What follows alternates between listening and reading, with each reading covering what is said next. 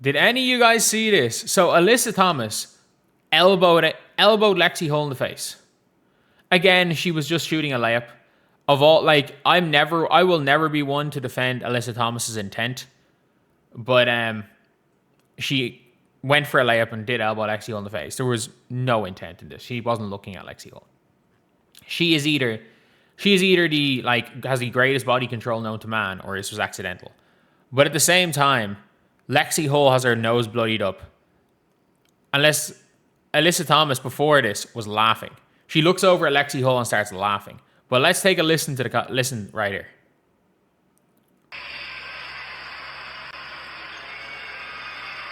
Lexie Hull, at least for the time being, will head to the bench. You got to be ready to rebound right here. You got to box out.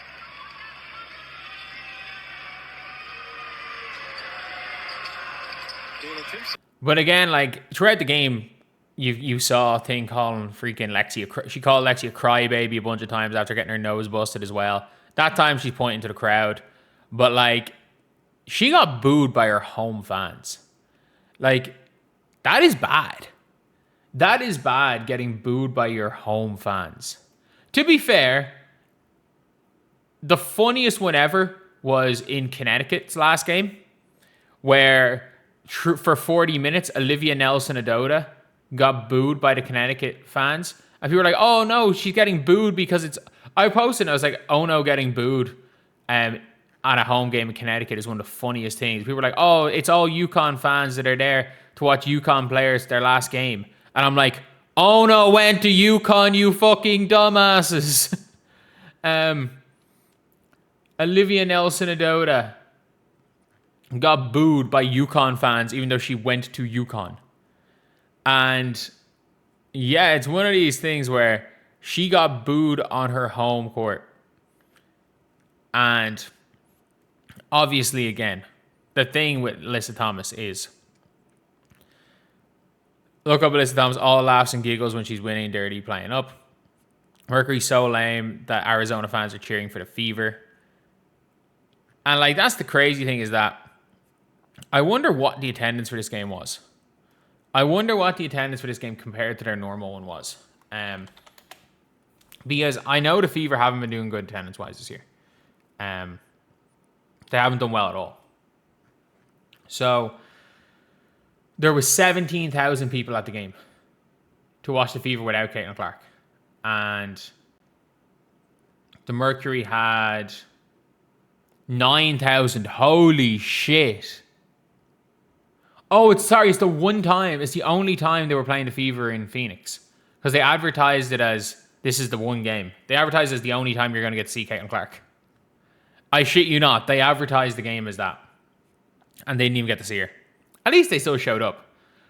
At least the away fans are still showing up to see the Fever. The Fever home fans really aren't. They're really not. Like, the Fever's home attendance has been pretty grim. It has been pretty grim with or without Caitlin. Like, especially people showing up. A lot of people buying tickets and not showing up for the Fever. It's not ideal. But it's one of those things where the fans in this game were obviously a mixture of Fever and Phoenix fans. And one of the craziest things about this is Sophie Cunningham basically got booed for 40 minutes here. Like, Sophie pretty much got booed for the entirety of the game.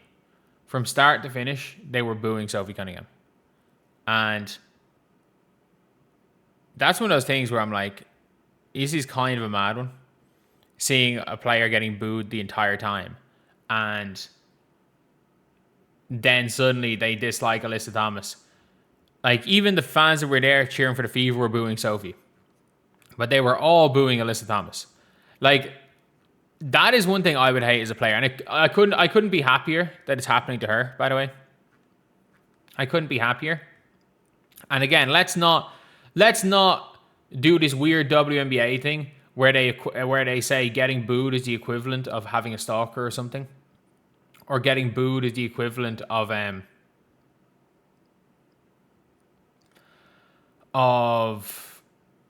having somebody, like, post your address. post your address online. Like, they're not the equivalent. I'm delighted Alyssa Thomas got booed. I'm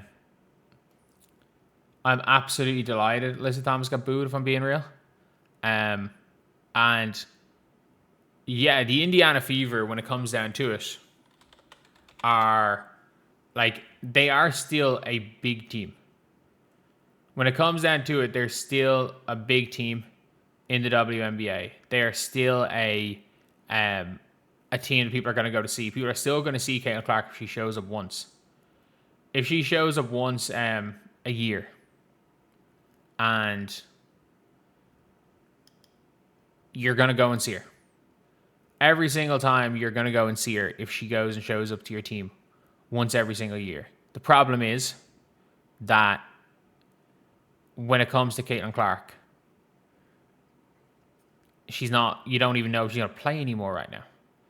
You don't even know if she's going to play. But, yeah, look, I'm delighted. I'm absolutely delighted. And chat, do you guys think that that the Alyssa Thomas getting booed is, too far, or whatever the hell they would say in WNBA circles? Or do you guys think, like, obviously that this is sports, and it's what happens when you, as a local team has not managed to get enough of a fan base that you open it up and it's all away fans? Don't boo her at sports. Thank you. I'm just looking to get to see if there's still some sane people. There are still some sane people in the world. And thankfully it seems like there is. But yeah. I'm just happy about the scenario, especially because before this free throw, she looks over at Lexie Hall and starts laughing. I'm like, she could have been laughing at anything, but this is Alyssa Thomas. I don't think that Alyssa Thomas deserves the benefit of the doubt. I just don't think in general that AT ever deserves the benefit of the doubt in any of these scenarios, and I just don't. Personally, I just don't want to do that ever. I'll never give AT the benefit of the doubt in any of these scenarios. The only time is that she clearly did not intentionally hit Lexie Hall. There's no not giving the benefit of the doubt. Lexie Hall came in late as Alyssa Thomas was shooting a layup. There's no, like, Lexie fouled Alyssa Thomas. Other than that, she was probably, happy. Knowing AT and what she's done, she's probably a bit happy about that.